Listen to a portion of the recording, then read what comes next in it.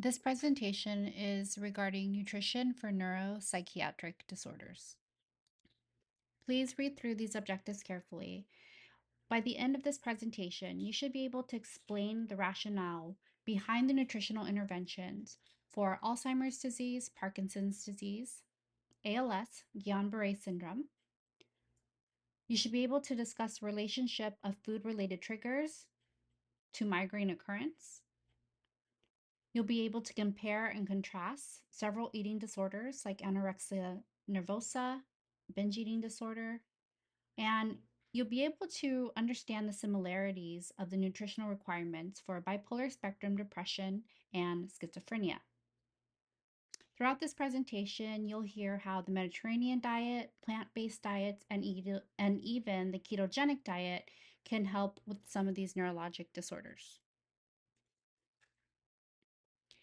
When we were going over GI nutrition, we did discuss the common gut-brain pathway. But now that we are in neuro, it's important that we review the gut-brain axis again. And remember that nutrition plays an important role in how our brains develop, as well as our overall long-term brain health.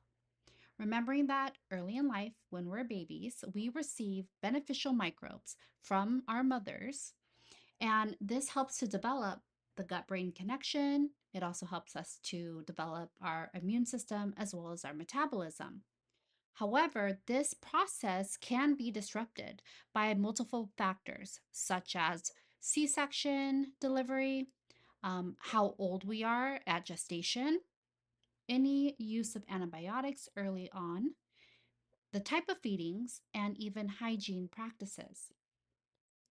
Consider that ongoing inflammation, infections, and the immune system responses can lead to chronic damage to our nervous system. Many psychiatric and metabolic conditions are also closely related because they share this common gut brain pathway. Think about diabetes, high blood pressure, obesity, insulin resistance, metabolic syndrome, but also things that are more related to our nervous system, like ADHD, depression, psychosis, sleep apnea, autism, and even schizophrenia.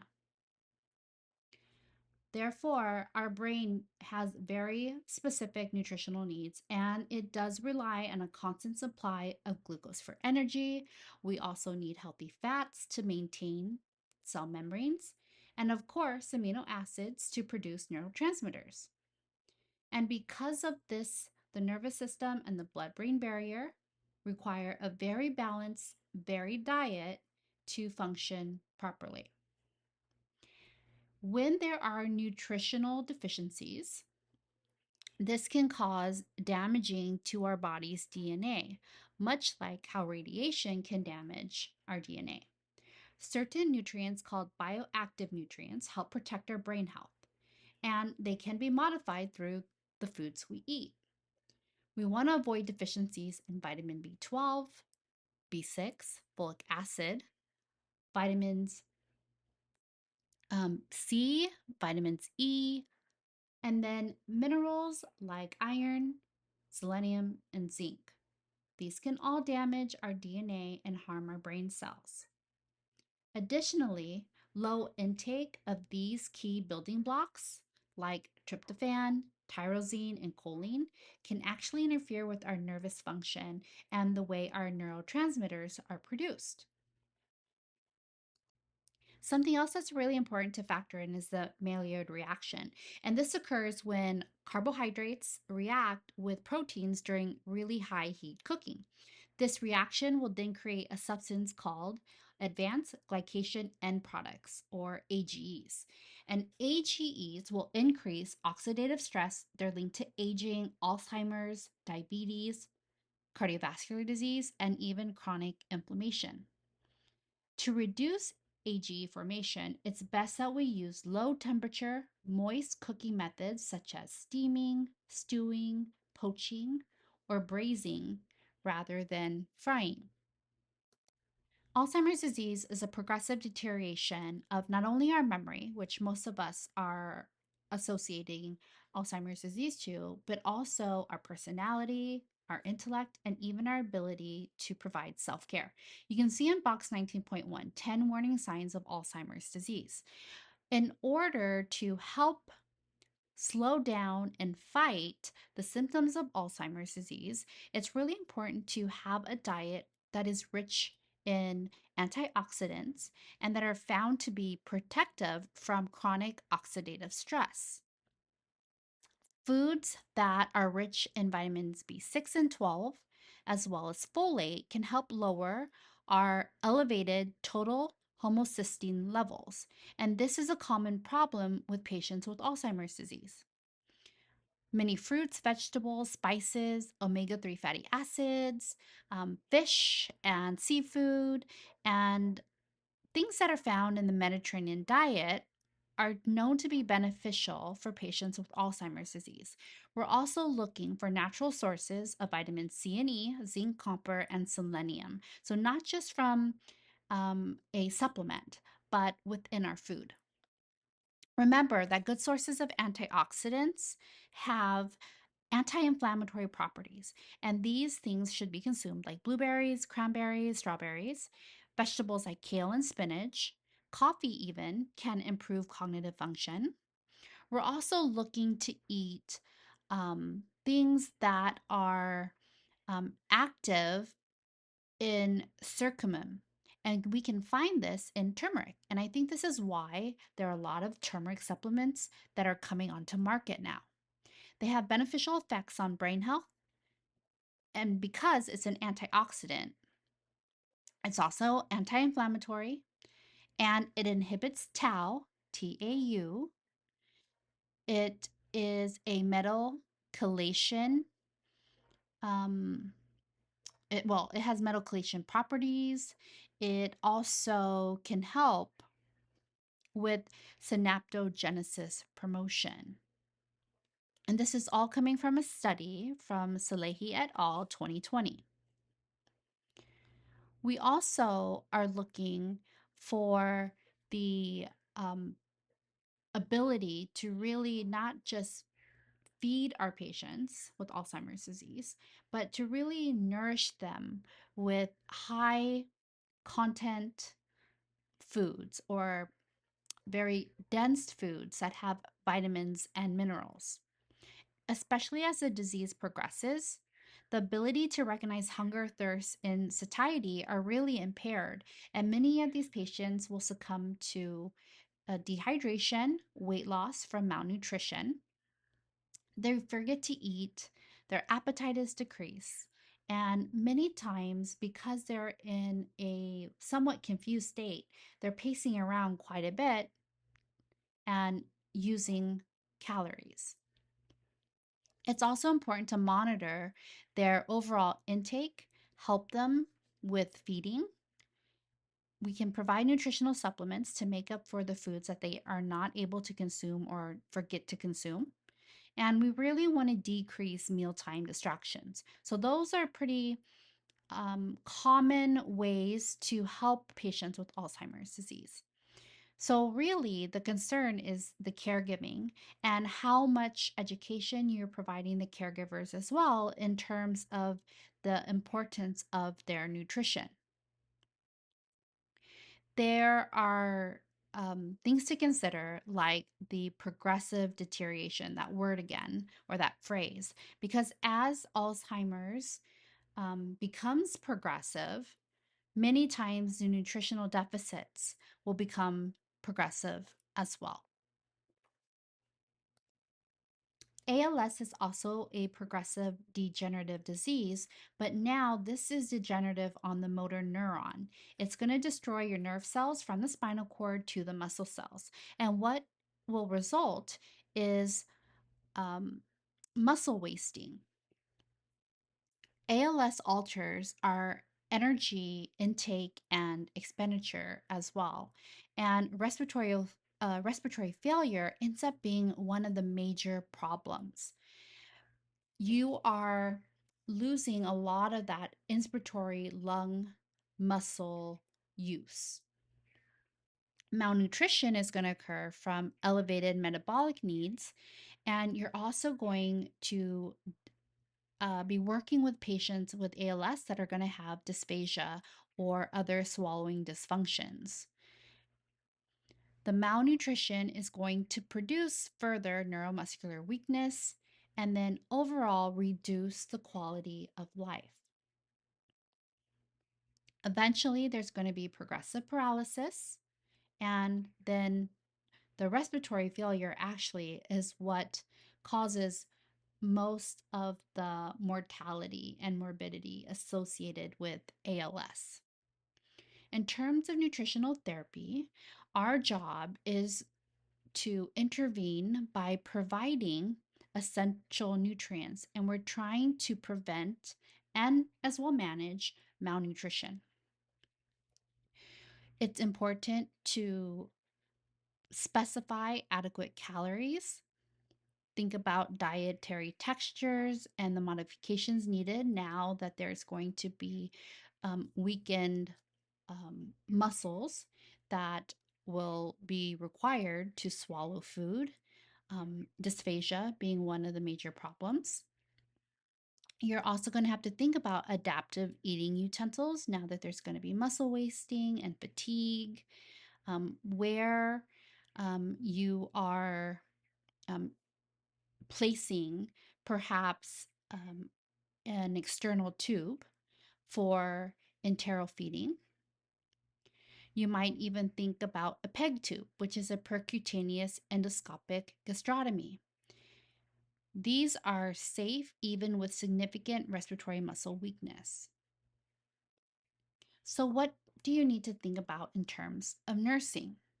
Again, because respiratory failure ends up being one of the major issues besides nutritional issues, mechanical ventilation is typical. Once mechanical ventilation is part of the nursing care, our job is to prevent aspiration pneumonia. So we need to make sure our patients are not choking on their food. We need to help reduce secretions and provide non-invasive positive pressure ventilation. In the later stages of ALS, when that PEG feeding is necessary, it's not going to really improve quality of life, but it's going to help to provide nutrition. Patients actually have the right to refuse these feedings if they are not willing to continue in what we might say is a prolonging of their suffering from the symptoms and the clinical manifestations of ALS. A patient in a comatose state would be considered someone who is not responsive to verbal or painful stimuli, and this is a GCS of 8 or lower. The nutritional therapy that's most important for a patient is to help with the improved survival of this patient while they are in either a temporary or permanent state of coma. Most of these patients are going to be tube fed, and the standard is enteral nutrition. And your dietitian and overall interdisciplinary team are going to come up with a specific enteral formula, amount, and makeup within the first 24 to 48 hours of admission. And we're trying to achieve the target energy intake to avoid malnutrition and immunodeficiency. Again, the dietitian, the registered dietitian, is going to be a major force in understanding how much intake is necessary. For you as a nurse, if you are taking care of a patient with coma or if they're in a permanent vegetative state, they're not going to be able to answer your questions or respond to your request. So many times, working with the family or the legal guardian to come up with a treatment plan is going to be the standard. And they are there to advocate and assist with any informed consents.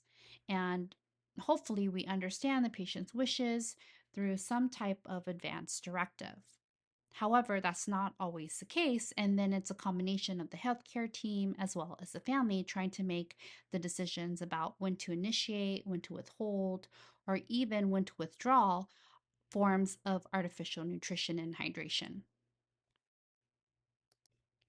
Patients with epilepsy have seizures that are uncontrolled and repetitive. And this involves a disturbance of the nervous system that will result in a loss of consciousness, convulsion, sometimes motor activity, and some behavioral abnormalities. But sometimes you may not see all of these clinical manifestations. With grand mal seizures, these involve even aura, which they may know it's coming on. Um, and they will both have a tonic and a clonic phase. However, patients that have petit mal seizures, they will even have momentary loss of consciousness. And they may not have the tonic and clonic phases. Overall, seizures are going to be classified by their clinical manifestations. A single seizure does not imply that the patient has epilepsy. There's many reasons why a patient may have seizures, including seizures that are brought on by fever. We call those febrile seizures. They may have had a head injury, but those patients that have repetitive seizures may fall under the term of epilepsy. The food and nutritional therapies that are associated to the treatment of for epilepsy is a ketogenic diet. And this treatment has been used for refractory epilepsy for almost a century. But we're hearing more about this diet in the mainstream just because also it can sometimes be used to help lower overall BMI on patients. The ketogenic diet consists of a very high fat, low carb diet, and it's individualized for each patient. There's not a complete formula for everyone, but typically, what you're trying to do is provide at least 3 to 4 grams of fat for every gram of carb or protein that you're providing the patient. So, really high fat. And the reason you're doing this is because this high fat diet is going to be what produces ketone bodies. Ketone bodies or ketones, we'll just refer to them as, help to boost energy production. So, helps to produce ATP. And when we do this in the brain tissue, it can help by reducing the seizures, controlling the seizures, and in some studies, it's comparable to what can be achieved with a patient that may be on an epileptic drug or an anti-seizure medication. Why would we want to do this if we have medication? Well, bone health, metabolism of our vitamin D, and calcium absorption are sometimes impaired when a patient is on an anti-epileptic drug. These anti-epileptic drugs can cause loss to bone mineral density and put the patient at risk for fracture, especially if it's something that they need over long standing time. We would also advocate for low dose vitamin D supplementation to help prevent this. If you're going to put a patient on a ketogenic diet, it has to be supervised by a dietitian. They're going to monitor the nutritional status of this patient, teach them what they can eat, what they can't eat, and also we need to figure out what is tolerable. If a patient has difficulty tolerating, a medium chain triglyceride diet can also improve overall acceptance. And MCTs, or medium chain triglycerides, these are quickly digested and are more ketogenic than the long chain triglycerides. So you're looking for MCT. And many times these patients are taking these MCT supplements. Overall caloric restriction can improve the efficacy of ketogenic diets, but we also want to make sure, especially with epilepsy, usually we're treating a pediatric population. We don't want to slow the overall growth of the child.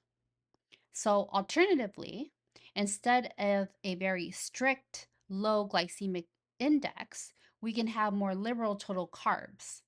Again, has to be monitored by a dietitian. You can see that there are tips for parents regarding the ketogenic diet that I put here. It's straight from your textbook, but these are things that you might want to remember to help your patients that are on a ketogenic diet for epilepsy. Also, in figure 19.3, you can see that there are 4 ketogenic diets that are available, to help with seizure control. And it depends, the variability of the effectiveness really depends on one, the patient, but also how compliant they are with this diet. So it is really key to individualize the plan. But you see the carb ratio is the light blue, the protein is the purplish blue, and then the fat content is yellow. And there's different variations of how much fat to carb to protein ratio. Now, Guillain-Barré syndrome, though rare, can really be a neurologic disease that puts our patients at great risk. Well, first, let's figure out what goes on. It is an acute inflammatory demyelinating polyneuropathy that happens that will increase the weakness of your patient, the numbness, the pain. It can cause temporary and long-standing paralysis of the arms, the legs, the trunk, even the face, and really scary, the respiratory muscles. The exact cause is unknown and it can differ from patient to patient. We know that this often can be triggered after an infection, especially a respiratory infection like the flu. Actually, a common trigger for Guillain-Barré is Campylobacter jejuni.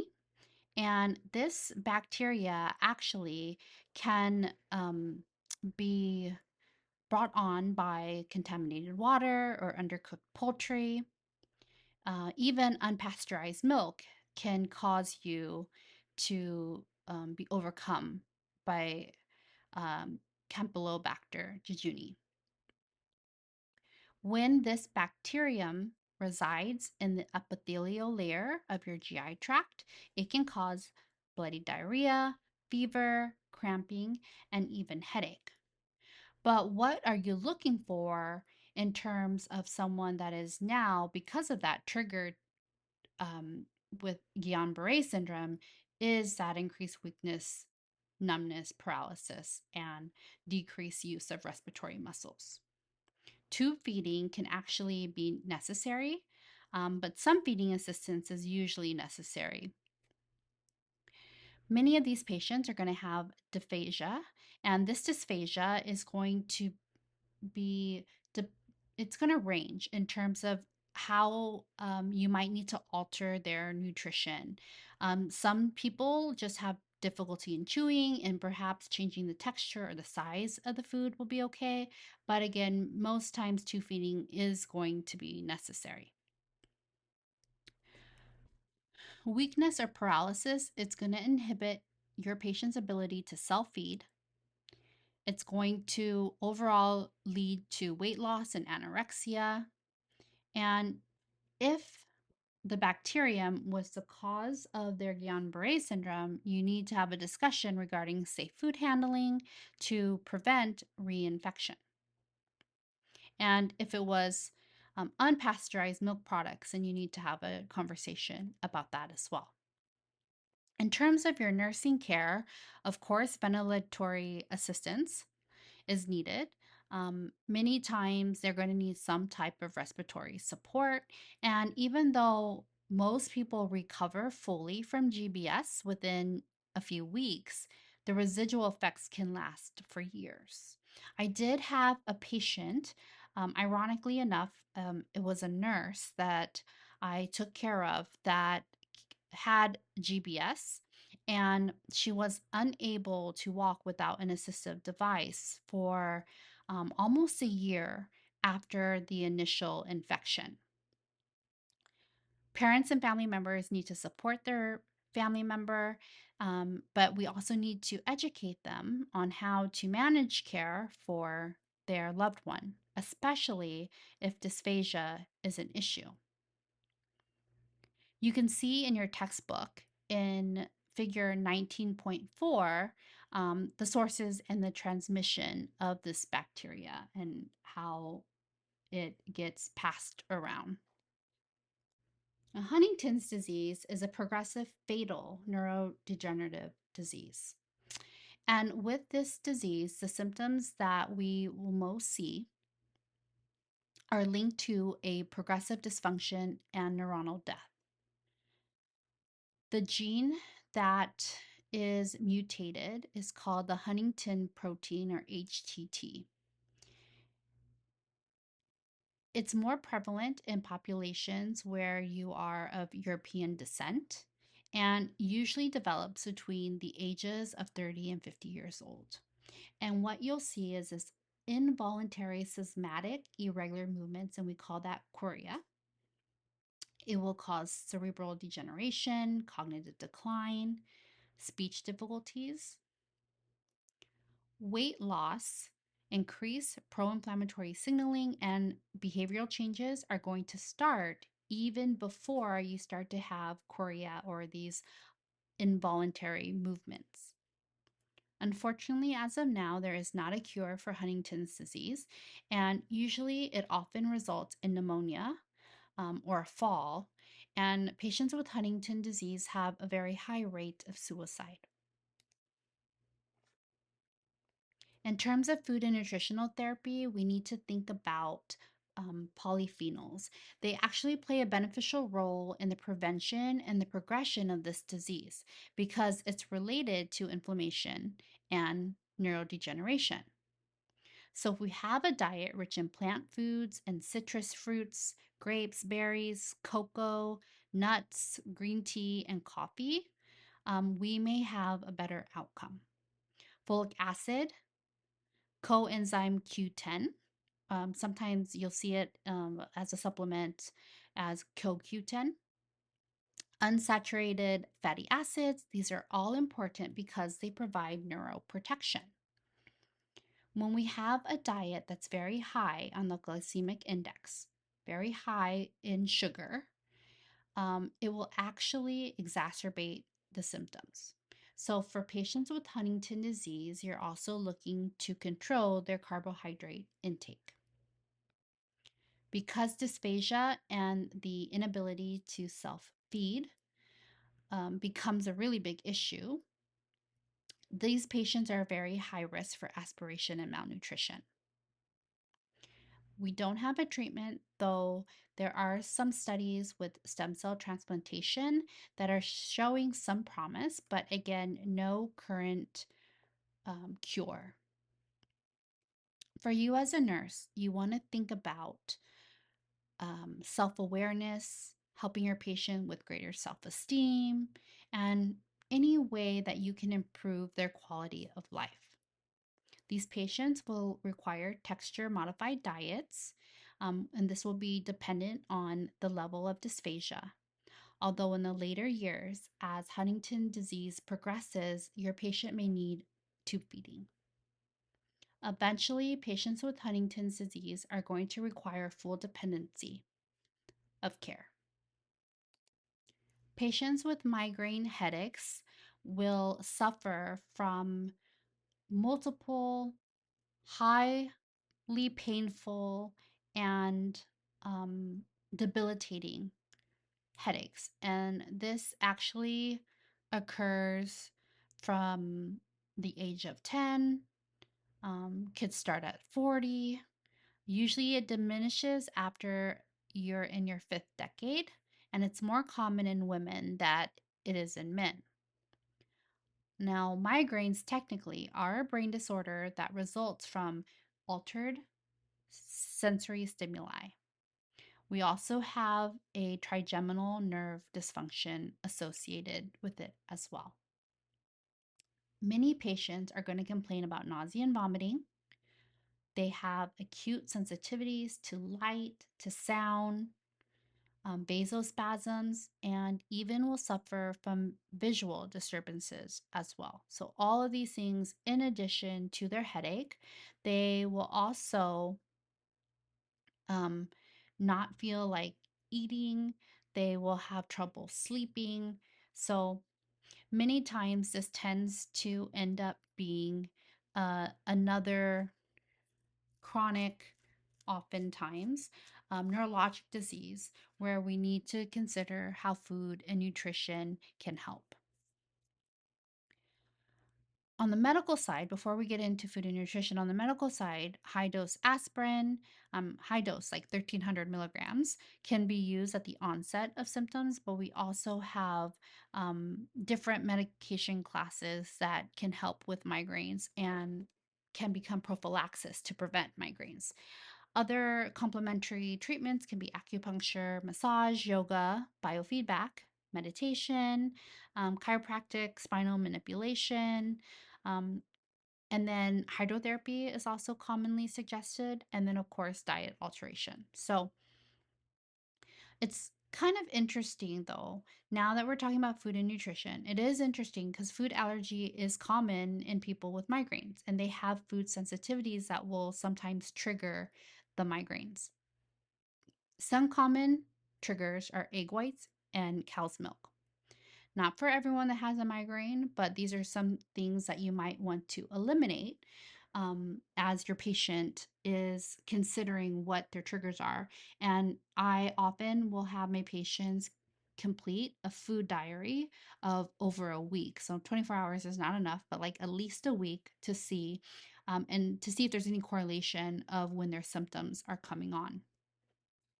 Things that have been thought to improve your patient's migraines is the intake of fish oil every day and the consumption of olive oil.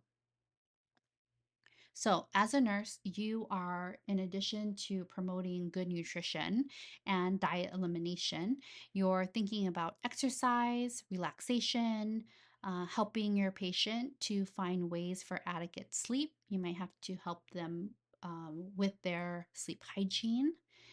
They may be on long term prophylactic doses of aspirin or other medications. And so you need to also think about, what those effects may be on their other organs as well. Now, people who are prone to migraines are also at higher risk for stroke, and they need to be monitored carefully, especially since many times a patient that comes in with the worst headache of their lives, this may not be a migraine, this may be a stroke. And so many times the symptoms are very similar. So please think about that when you are um, working with the patient that is complaining about these type of symptoms for the first time. Multiple sclerosis is an autoimmune disease, and it's pretty complex. It's genetic for most people, but there's also environmental risk factors as well, like low serum levels of vitamin D, smoking, childhood obesity, infection with the Epstein-Barr virus. These are also triggers for multiple sclerosis. It involves scarring and the loss of the myelin sheath. And this can cause symptoms like tingling, numbness in the arms, legs, the trunk. You might even have tingling in the face, may cause double vision. People with multiple sclerosis are often very fatigued and weak. They can have a bit of clumsiness. You may see them with a tremor. It may also cause though stiffness in their joints. With multiple sclerosis, you might see loss of position sense, sensory impairment overall, and there's also some respiratory problems that are associated with multiple sclerosis. It's a higher incidence among Caucasians, and it affects women 2 or 3 times more than it does men. Usually, the onset is between 20 and 40 years old.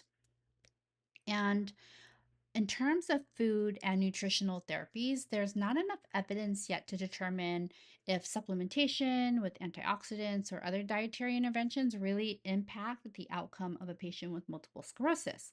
However, providing good sources of omega 3 fatty acids, antioxidant rich Mediterranean diets, and good levels of vitamin D have been promoted for patients with multiple sclerosis. So, Not to say that just because we don't have any evidence of one specific nutrition regimen, that just eating overall isn't helpful. In terms of your nursing, patients will have periods of remission, and then others are going to experience a very progressive decline. It's very hard to know who is going to have what. For some patients, full dependency for activities of daily living, they may need a wheelchair. You might have to consider adaptations for how they eat and shop and get around, how they cook. And this is going to require interprofessional collaboration with the physical therapist, occupational therapist, and then even a registered dietitian. Here in figure 19.5, you can see some of the adaptive feeding devices that patients with multiple sclerosis may use to help them with their ADLs. And these are adaptive feeding devices that sometimes we'll even use with stroke patients or other patients with chronic neurologic diseases. Myasthenia gravis is an autoimmune disorder, and this occurs when the antibodies of the neuromuscular junction attack the acetylcholine receptors. And when we have an attack on our acetylcholine receptors, it's going to prevent acetylcholine from stimulating muscle contraction. We need that acetylcholine to hit that receptor, but it doesn't. The neuromuscular junction is just beyond the protection of the blood brain barrier, and it's really vulnerable to antibody mediated attacks. Also, myasthenia gravis involves the thymus gland. Initially, you might even see ocular muscles being affected, drooping eyelids like ptosis. I don't know if you remember that from our talk in health assessment. We might even see diplopia, which is double vision. Patients with myasthenia gravis often have a very weak voice, and they're prone to pneumonia or respiratory distress.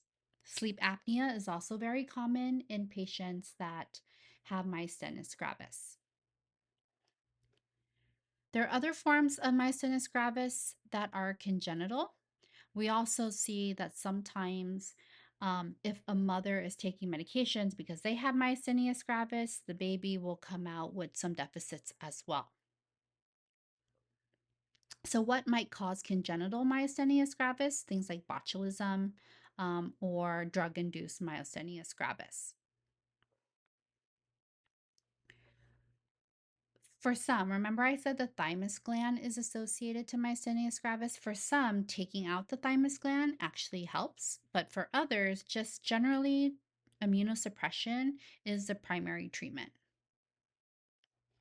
There are a broad range of immunotherapies that can be administered, starting with corticosteroids, also into very specific medications that work on the promotion of getting acetylcholine to those receptors. For myasthenia gravis, much like many other chronic disorders, dysphagia becomes a major concern, as well as malnutrition. Your food and nutrition therapy should also trigger concern if a patient has diabetes and thyroid conditions that can sometimes happen with myasthenia gravis as well. So far, we know that Mediterranean diets, antioxidant rich foods that are found in those diets, omega 3 fatty acids, and vitamin D, can help with the overall symptoms of myasthenia gravis.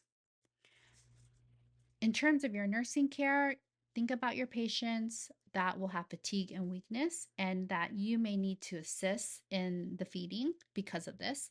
And with patients that are on immunosuppressive therapy, they may have nausea, vomiting, and diarrhea as well. So they're at higher risk for infections.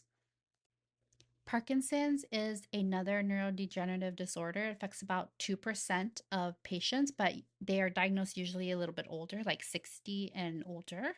And they lose the dopaminergic neurons in the brain. Genetically, this is something that they can be predisposed to, but also if they live in a place that is high in pesticide and herbicide use, this can also lead to Parkinson's. Interestingly enough, patients that live near golf courses actually have a higher rate of Parkinson's disease. I want you to look that up and see that. But there are many studies that have come out recently discussing that. A patient that's had traumatic brain injury or history of melanoma, they're at higher risk for Parkinson's, and then overall, any type of oxidative stress can complicate symptoms. So, primarily, the treatment approach is to treat with levodopa carbidopa, and that's pretty much the gold standard in terms of a medication um, that can be used. And patients with Parkinson's may also develop non motor symptoms such as psychosis, depression, cognitive impairment, sleep disturbances, and overall autonomic disturbances. So, there is a multifaceted non pharmacologic approach as well, like exercise, physical activity, occupational, um, and speech therapy as well. In terms of food and nutrition, though, with Parkinson's disease, Mediterranean diet is also, again, an antioxidant rich diet, and it's promoted for patients with Parkinson's. There are studies that show that adherence to a Mediterranean diet has proven to slow the decline cognitively. We also know that low saturated fat diets are desirable as well. So, some things to consider: vitamin D, omega 3 fatty acids can be in supplements, but you can also find these um, in a much more pure form, just straight from fish with high omega 3 fatty acid content. Whey proteins, caffeine, antioxidant rich um, fruits and vegetables, probiotics, prebiotics. These are all constantly being studied for their effects on Parkinson's as well. Weight loss is another common finding for patients with Parkinson's. And so you just want to make sure that because of their risk of malnutrition, they're getting an overall appropriate amount of calories. And so your dietitian, again, is going to be helpful in helping you to determine that. Factors that affect just nutritional status are just increased age. Again, as the disease progresses, their motor symptoms can progress in severity. The motor pattern that is most seen with Parkinson's is just this rigidity. They also may need thyroid hormone replacement as well. In terms of your nursing, look for unintentional weight loss, which is very common with patients with Parkinson's. You're thinking about the increased energy expenditure because they're constantly moving with their dyskinesia, their rigidity, and their tremors. And so, as they're using more energy but not taking in more food or more calories, unintentional weight loss becomes the issue. Also, it takes patients with Parkinson's longer to eat. They need assistance with their meals, and you might need to make dietary adaptations to texture and food depending on the level of dysphagia that the patient needs. Overall, it's good practice to provide extra calories and protein for patients, but again, you need to check with your dietitian, and it is an individualized plan of care. In terms of patients with stroke or cerebrovascular accident, which causes damage to the brain because there's a loss of blood supply, loss of oxygen, usually because there's a blood vessel spasm, there's a clot, or even a rupture in the vessel. We need to think about what caused those issues in the first place. The risk factors for stroke are hypertension, smoking, diabetes, AFib, and even oral contraceptive use. And so, because of this, many times our dietary approach is to prevent these things or to eliminate these risk factors, at least the ones that we can. So, um, oh, and I want to also, including oral contraceptive use, things like cocaine, methamphetamines, these are also things that put patients at high risk for stroke as well. We want to promote then a very healthy diet and healthy food approach. Red and processed meats, refined grains, sweets, desserts, carbs in general that are not um, nutrient dense carbs.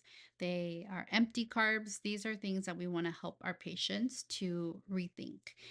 Instead, we want to replace these things with higher quality proteins like fish and chicken.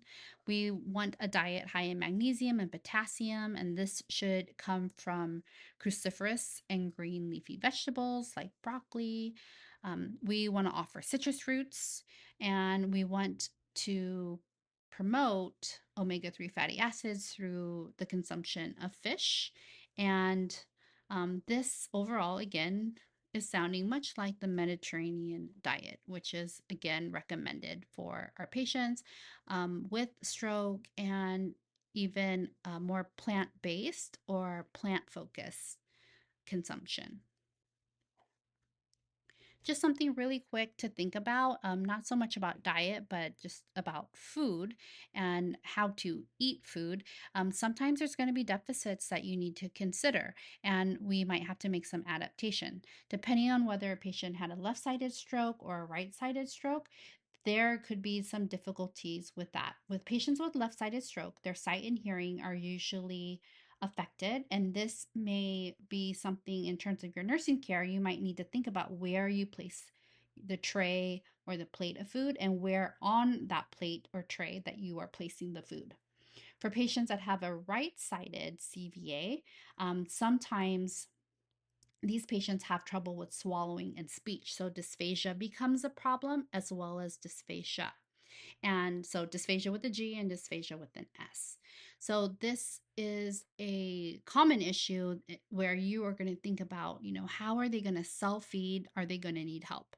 Many patients will require the interdisciplinary care from a neurologist, a psychiatrist, which is a rehabilitation doctor, a dietitian, PT, OT, speech therapist, social worker, case manager, psychologist, psychiatrist, recreational therapist, and then especially you as a nurse. We're going to transition now and talk about eating disorders. Anorexia nervosa is the first eating disorder we'll discuss, and this is when a patient rejects their food and ultimately it's going to cause extreme weight loss. They're going to have a low BMR or low basal metabolic rate, and it can cause exhaustion and fatigue.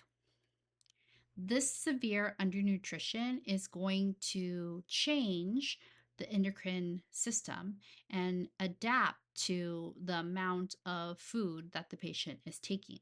So you might see changes including hypogonadism, growth hormone resistance, low insulin like growth factor. You might see hypercortisolemia, altered secretions of appetite regulating hormones like ghrelin, and low bone density overall.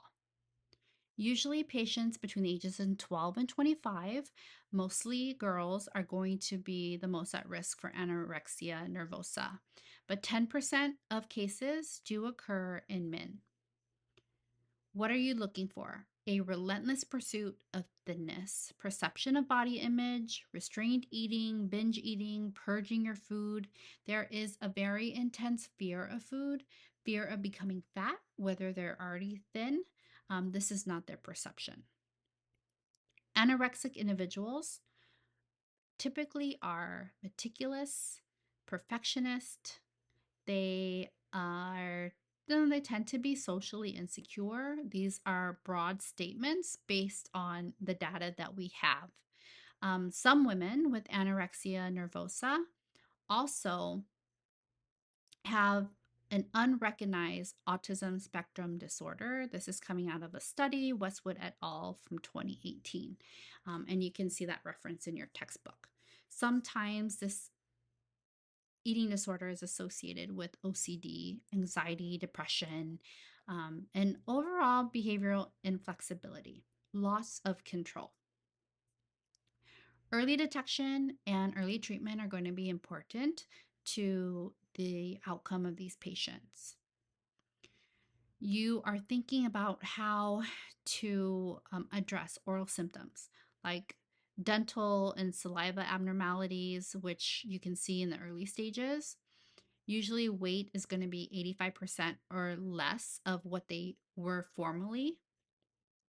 And women usually have amenorrhea or a loss of their menstruation, their period, and they're going to have low bone density as well.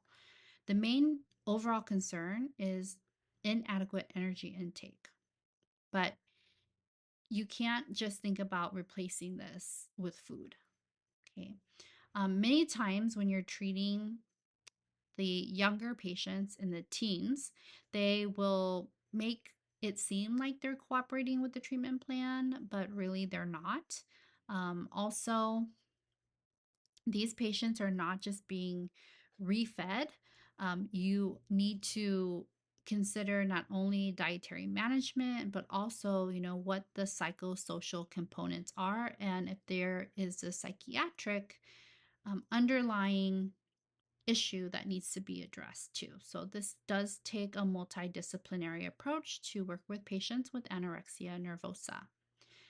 Now, most patients, if they undergo treatment, which is usually it's emotional acceptance behavioral therapy or EABT, if they go through treatment, they can make a full recovery.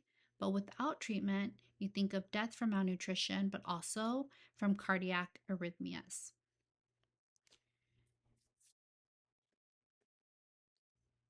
Now, patients with avoidant restrictive food intake disorder, or ARFID, they have restrictive eating related to emotional problems or related to some GI symptoms. It's a little bit different than anorexia nervosa or even bulimia. There's no binge eating with patients that have avoidant restrictive food intake disorder, and there's no purging or excessive exercise. There may be some body image issues, um, but there's no functional dysphagia either. These patients are often younger than patients that have anorexia, but you can really see patients with ARFID at any age. These patients are not just picky eaters. They have a longer duration of illness and a greater likelihood of comorbidity or other psychiatric type symptoms. So, when you are working with patients with avoidant or restrictive food intake, you need to talk with your dietitian, and they are going to help. If consider, can we treat this patient with enteronutrition, which is the preferred route of feeding, because this can increase their weight, improve cognitive and physical function. But we don't want to reintroduce food too quickly because this can lead to refeeding syndrome. Also, consider the severe fluid and electrolyte imbalances, the cardiac dysrhythmias that occur, just like with anorexia nervosa. When you are trying to help regain weight for these patients with eating disorders, 2 kilograms per week of weight gain is pretty sufficient. And you need to consider monitoring labs often to make sure that the electrolyte and fluid imbalances are managed well. For you as a nurse, you are looking for the physical signs and symptoms of anorexia nervosa, and for avoidant restrictive food disorder, you're looking for things like amenorrhea, headaches, irritability, constipation, syncope, dizziness. You might see muscle mass loss, dry skin. You might see hair loss. Um, think about what happens when there is an electrolyte and fluid imbalance. So you want to monitor their vital signs for hypotension, bradycardia, hypothermia, looking for any type of orthostatic type changes. Also, constipation can occur because you're not consuming the adequate amount of fiber and nutrition overall. So, promoting fluids, fruits, vegetables, whole grains, and monitoring labs is going to be very important. Additionally, psychologic and social counseling may be needed. You will have to enlist family support, think about cognitive behavioral therapy, and patients that, nurses that take care of patients with these restrictive food disorders need to be specialized and need to be trained.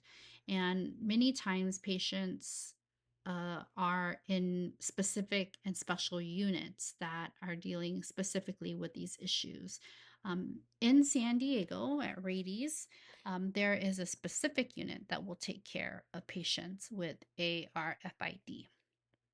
These patients usually have very high levels of anxiety, fear of vomiting and choking, texture issues, and again, using a multidisciplinary approach and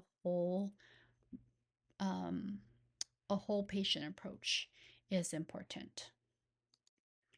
Binge eating disorder is the most prevalent of all the eating disorders here in the US, and it is a cycle of um, eating large amounts of food, more than what you might consider normal at one time, and just having a lack of control of eating. And then feeling very guilty and shameful for doing so. According to Johns Hopkins, this affects 2.8 million adults. It is a serious problem, and you will see weight cycling and psychologic distress for these patients. They are chronically dieting and then binge eating. Usually, it's also associated with alcoholism and drug abuse as well. Obese individuals with binge eating disorders demonstrate more impulsivity in terms of their stimuli of food, lose control over eating. They consume lots of calories and have a lot of negative emotions associated with that.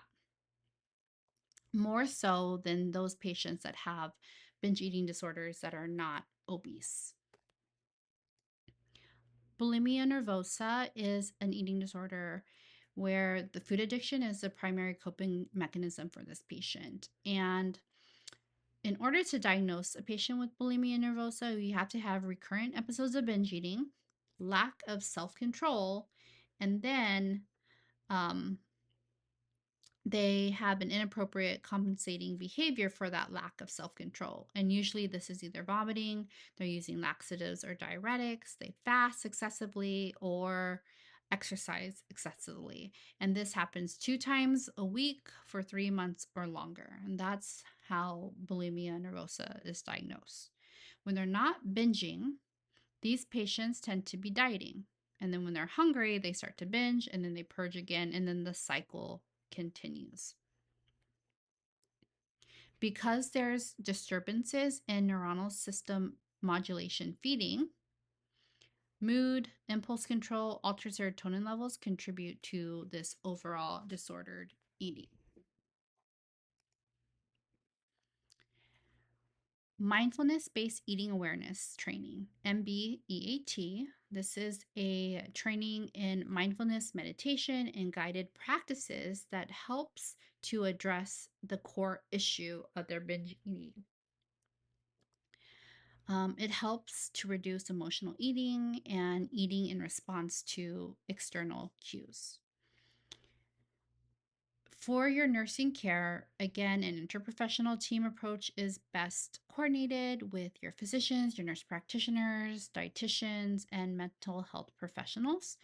Also, you want to teach the patient, of course, we want appropriate activity and exercise, but under the guidance of maybe a physical therapist can help. And you want to educate the family members as well. These patients will need a lot of external support.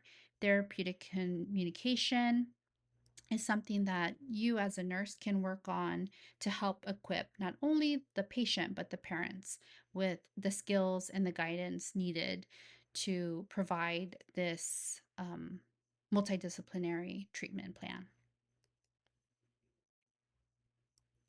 Okay, we have a few more to go. We're going to talk about bipolar affective disorders. These are severe chronic mental illnesses that are separated into 3 types. And really, with patients that have bipolar affective disorder, you're going to see changes in mood, energy, and activity levels. And there is changes due to abnormalities in their brain biochemistry. Usually, we're going to see this develop in the later teens or early adult years, usually before 25 years old, although we do see some later onset mood disorders as well. According to the World Health Organization, this is the sixth leading cause of disability worldwide. The most effective treatments for bipolar affective disorders are medications or pharmacologic treatments like lithium and valproic acid. We are also thinking about how biomarkers and treatments um, regarding omega-3 fatty acids can help bipolar disorder. And these are things that are ongoing and currently being studied. But we do have some initial information saying that omega-3 fatty acids are helpful.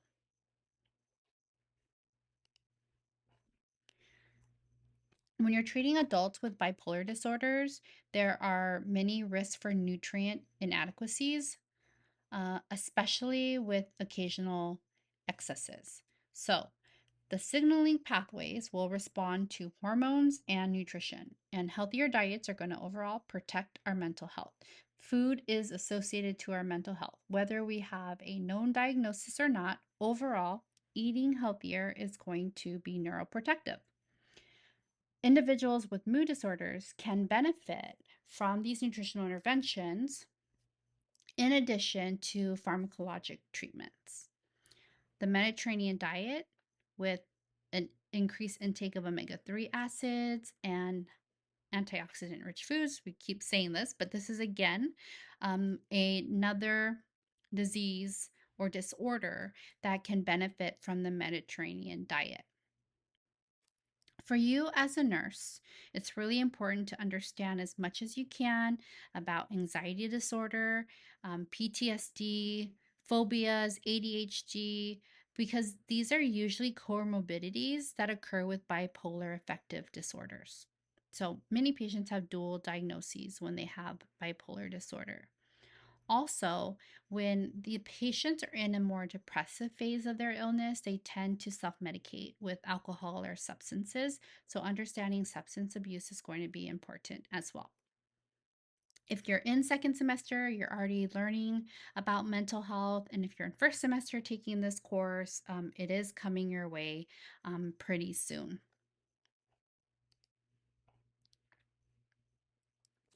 We know that food also impacts depression. Depression is a disorder that affects patients. Usually, it starts to develop between the ages of 25 and 44. However, we're seeing that children and teens now have a higher rate of depression more than ever. Many things that you might see, in addition to the overall low mood, is poor appetite or overeating, insomnia or even oversleeping, low energy, fatigue, irritability, and high stress. Our younger kids that are in school, they actually will experience more headaches and are going to be absent from school more often. Patients that are diagnosed with major depressive disorder, this can be really disabling and they have a high mortality rate as well.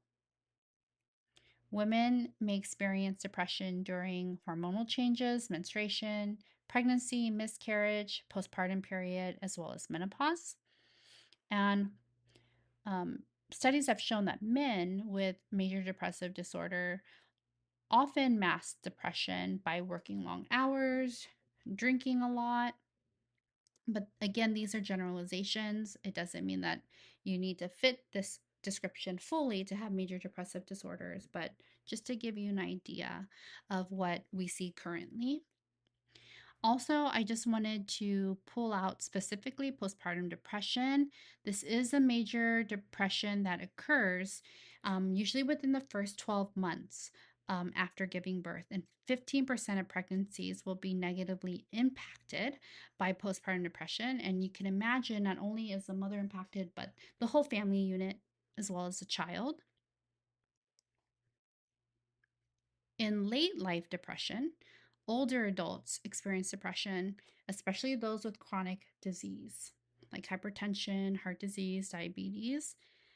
In nursing homes, studies have shown that about 50% of residents have some form of depression, and most of those are being medicated to help with the depression. If you have depression, many times you have a deficiency of brain serotonin. And having a mixed diet of protein and carbohydrate should provide enough tryptophan, which is the precursor of serotonin. So, turkey, chicken, milk, potatoes, pumpkin, sunflower seeds, turnips, collard greens, seaweeds, these are good sources of tryptophan. So, again, tryptophan is a precursor of serotonin, and serotonin deficiency is what is the underlying cause of depression. When we are monitoring nutrition and physical health really closely, in addition to using antidepressants, omega 3 fatty acids, and physical activity, these three things can overall help our neuroplasticity. Also, encouraging an anti inflammatory diet can help protect against depression as well. Again, things that are found in the Mediterranean diet. We're also looking for a diet containing of magnesium, folic acid, calcium, selenium, zinc. And then, of course, we've already talked about omega 3s and antioxidants. These are all going to improve the overall function of brain receptors. They're neuroprotective. And we know that vitamin D is something else that we are considering as well. Many studies show that in addition to good activity and nutrition, sunlight exposure and light therapy can be beneficial for patients with depression.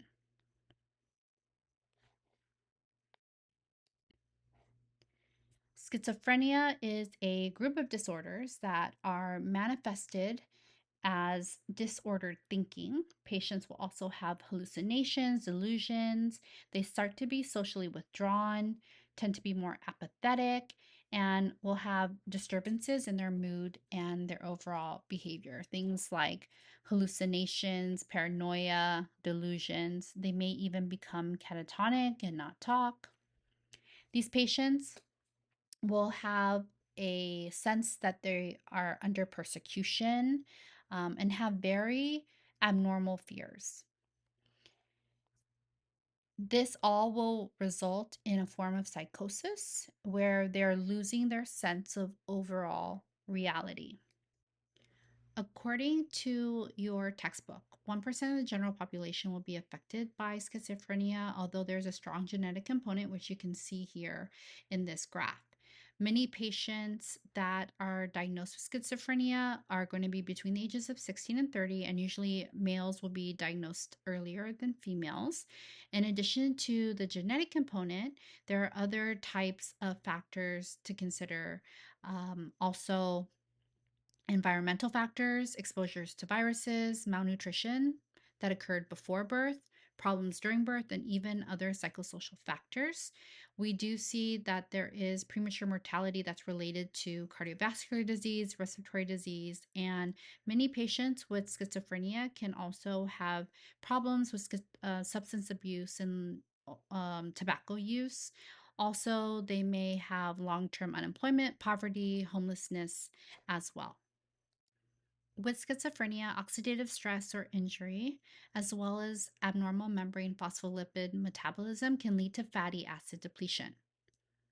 So, we are promoting a diet that is antioxidant rich, vitamin D rich, omega 3 fatty acid rich, lots of folic acid, vitamin B12, and their calories should be controlled as well.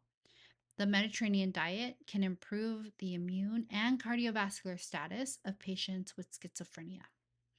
Other important vitamins, we talked about folic acid, but you also are thinking about vitamin B12 too, because this will help the DNA to function properly. So, specifically the folic acid and the vitamin B12 for DNA health. Also, high fiber is important for this patient. Now, weight gain is an adverse effect of many of the antipsychotic drugs that patients are taking for schizophrenia. And so, this is why you are trying to monitor calorie intake. Lifestyle interventions, metformin usually as well, can be suggested when patients have a antipsychotic drug-induced weight gain. Obviously, there are some newer medications out now that I'll leave to your pharmacology course to discuss, but you as a nurse are helping your patient manage the psychosocial aspects of this, as well as making sure that there's drug adherence as well as nutritional adherence. Sleep disorders can happen when you have patients with high blood pressure, type 2 diabetes, depression, obesity, and metabolic syndrome. And this is because these diseases can alter your circadian rhythm and cause short sleep durations. And when you have a circadian rhythm sleep disorder, your sleeping is going to alter from a very typical pattern. And many patients will also have primary insomnia, about 10% of the population, especially as you get older.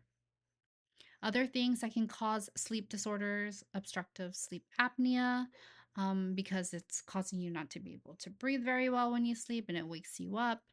Daytime sleepiness or narcolepsy can also cause sleep disorders. And if you suffer from restless leg syndrome or RLS.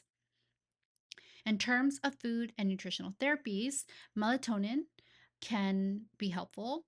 It's formed from L-tryptophan, and this plays a major role in sleep and circadian rhythm. Production of melatonin increases when it's dark, and then it drops again with light, including artificial lighting. So, having good sleep hygiene is also really important. Melatonin production also decreases with age. So, as we get older, we make less, causing sleep disorders to be on the rise. Now, although there's not a specific diet used to help us with sleep disorders, light therapy and melatonin supplements can be initial treatments. Also, for patients that have sleep disorders because of sleep apnea, losing weight, avoiding alcohol and smoking can help, especially with the mild sleep apneas. And perhaps they may need a CPAP machine. Now, patients with sleep disorders need to have a lot of support and encouragement, especially from their nursing staff, their family members, and their support system. They may try some natural therapies before they start using sleeping pills or other type of pharmacologic treatments that may lead to dependency. Interestingly enough, as nurses and as night shift workers, there are some health consequences. And research does show that light at night can disrupt our circadian sleep wake cycles, especially if we're sleeping at night half the time and sleeping during the day half the time. And these disturbed sleep wake cycles can contribute to excessive BMI and other medical problems as well as the underproduction of natural melatonin in the body. We're going to talk about, lastly, substance abuse and addictions. And addiction, by definition, is a chronic brain disorder where you have compulsive and relapsing behaviors. It is the master pleasure molecule, dopamine, that is at the center of addiction. And this can be triggered by multiple things, but for instance, heroin, amphetamines, marijuana, alcohol, nicotine, and even caffeine. Now, abnormalities in how you metabolize dopamine, serotonin, and norepinephrine can also contribute to substance dependency. In some cases, antidepressants can help alleviate dependency, but we're here to talk about food. And eating patterns and excessive weight gain can also be seen during recovery from drug and alcohol addiction. And so we need to really reinforce healthier behaviors and replace the behaviors that are triggering the pleasure molecule with nutritional rehabilitation and mindful eating. And overall, if it is a psychological issue, a social issue, we need to get to that underlying issue to help the patients with substance abuse. But think about the nutritional things that can help in the meantime just to keep them healthy. You think about someone with long-term alcohol addiction, they are going to have issues with their minerals and vitamins as well as overall nutrition because many times our patients with a lot of alcohol use are not eating. These patients are usually replacing their food calories with empty calories. Remember, 7 kilocalories per gram are derived from alcohol. Now, patients that are considered to be alcoholic, usually they have nutritional deficiencies with the B vitamins, folate, zinc, and vitamin A. Specifically, the B vitamins, we're thinking about B1 or thiamine. And when patients come in to be treated for alcohol addiction and detoxing from alcohol, it's critical that we replace these minerals and vitamins. In terms of other um, drugs here, amphetamines sticks out to me because many times patients that are addicted to amphetamines will not eat. And again, there's going to be nutritional deficiencies just from the loss of calories. And then many times patients with marijuana may tend to binge eat based on the side effects from marijuana. So supporting them overall for the underlying reason why there's the addiction is important and adjunctive to the nutritional therapy.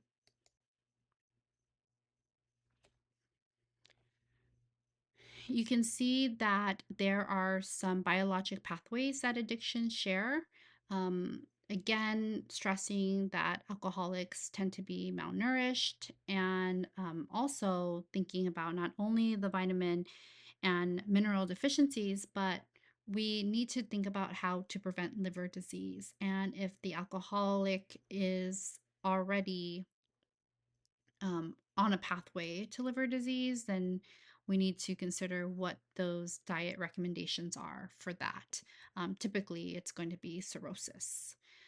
Also, we did talk about methamphetamine really quickly, the previous slide, but this is also associated to poor oral hygiene, xerostomia, dental caries. And so, in addition to, the type of, or in addition to not wanting to eat and not feeling like eating, they have poor dentition, or sometimes they're just unable to eat. Cocaine users can experience GI bleed. And then, of course, those patients that are on multiple drugs can have an alteration in food intake, taste preferences, and nutrient metabolisms. This can happen with prescription drugs and non prescription drugs as well. So, in terms of your application to nursing, think about dysfunctional eating patterns, excessive weight gain, or excessive weight loss, and helping your patient through a drug and alcohol recovery. Multidisciplinary system, again, just like the other processes we've talked about today, and really reinforcing new, healthier behaviors.